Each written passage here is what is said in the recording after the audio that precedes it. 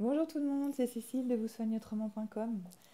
Alors, comment allez-vous? J'espère aussi bien que moi par ce merveilleux temps aujourd'hui. Il faut en profiter, parce qu'il paraît que ça va pas durer. Voilà, donc aujourd'hui, une petite vidéo au sujet de la médecine chinoise, qui est quand même mon dada. Je vais vous parler des émotions reliées à, à quelle fonction, quel organe dans la médecine chinoise, des liaisons qu'on fait. Je voulais juste faire un petit rappel, comme vous le savez, en médecine chinoise, on parle d'équilibre. Donc en fait, il faut que l'état émotionnel et le physique soient équilibrés, sinon on parle de déséquilibre. Et c'est là qu'on intervient en acupuncture notamment, pour rééquilibrer la circulation de tout ça. Donc quand il y a une émotion qui apparaît, ça donne un déséquilibre et ça se répercute sur un organe ou sur les fonctions de cet organe plutôt. Je ne vais pas vous faire un cours de médecine chinoise ici parce que c'est vraiment très compliqué, mais on va faire simple. Donc en gros, on va déjà parler des émotions. Donc on a la colère qui est reliée, donc la colère, l'irritabilité qui est reliée au foie. On a la tristesse, le chagrin qui est relié au poumon. La peur, la crainte qui est reliée au rein. La joie, l'euphorie, donc pas la joie quand on est heureux ou comme ça, vraiment quand on est euphorique, un peu nerveux comme ça, c'est relié au cœur.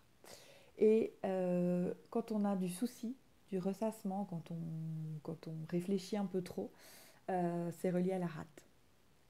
Voilà. Donc voilà pour le tour un peu liaison émotion et médecine chinoise. Et j'aimerais aussi vous rendre attentif sur le fait que c'est très très important de ne pas garder ses émotions pour soi. Il faut vraiment exprimer et faire ressortir ses émotions. C'est très très important. Comment on fait? Donc vraiment, il y a bon la colère, c'est assez facile de reconnaître cette émotion, c'est assez facile de l'exprimer. Donc, aller au milieu d'une forêt, crier, ou faites aller dans une salle du sport et taper sur un punching ball, ou aller courir. Enfin, voilà, chacun a sa façon d'exprimer sa colère. Ne l'exprimez pas sur quelqu'un d'autre, sur vos enfants, sur votre conjoint. Ça ne leur appartient pas. C'est juste vous, vous-même qui êtes en colère. Votre émotion vous appartient. Donc c'est à vous de la faire sortir, surtout ne la gardez pas, ça va créer des déséquilibres, comme je vous ai expliqué, puis ça va se reporter sur les organes qu'on a vus précédemment et ça peut tourner en maladie grave. Donc exprimer ces émotions, moi, je vous propose un exercice que vous pouvez faire soit tous les jours, soit tous les soirs quand vous avez terminé votre journée, soit à la fin de chaque semaine. Ce que je vous propose, c'est de prendre un cahier et d'écrire, de vous prendre un moment tranquille. Peut-être c'est mieux de le faire à la fin de chaque jour, donc chaque jour, chaque 2 jours, parce que comme ça, vous vous souvenez encore de ce qui s'est passé dans vos journées.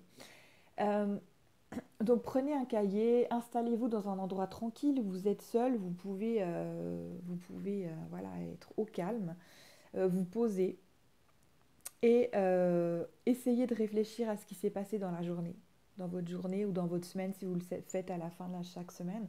Essayez de voir ce qui s'est passé, vraiment les choses importantes, les événements importants, et essayez de vous ressentir, de vous remettre dans cette situation et de ressentir vraiment comment vous vous sentez, comment vous êtes senti à ce moment-là. Parce que on n'est pas forcément conscient, par exemple, d'avoir de la tristesse, d'avoir de la peur. C'est vraiment pas évident, en fait.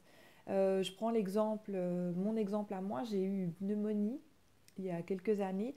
Je l'ai soignée physiquement. Et puis, ça a traîné. Il y avait quelque chose qui n'allait pas. Il y avait quand même un déséquilibre. Ça, je l'ai compris plus tard. Et le jour où j'ai rencontré la personne qui m'a ouvert les yeux, qui m'a dit, tiens, qu'est-ce qui s'est passé dans ta vie pour que ça déclenche de la tristesse? Et j'ai dit, ok, il s'est passé ça, telle année. Et moi, je me suis pas rendu compte toute seule que ça m'avait rendu triste, cette situation. Et à partir du moment où j'ai pu mettre un nom, enfin j'ai pu réaliser que effectivement c'est ça, ça m'avait rendu triste cette situation. J'ai travaillé dessus.